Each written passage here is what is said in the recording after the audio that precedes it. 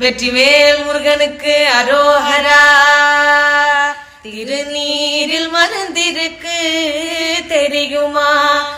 திருநீரில் மருந்திருக்கு தெரியுமா?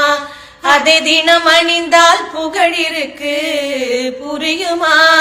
அதை தினம் அணிந்தால் புகழிருக்கு புரியுமா?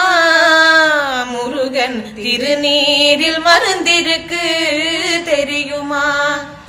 அருள் மணக்கும் ஐயனின் திருமருந்து, அருள் மணக்கும் ஐயனின் திருமருந்து, நல்ல அறிவு கண்ணை திறந்து வைக்கும் மறுமருந்து.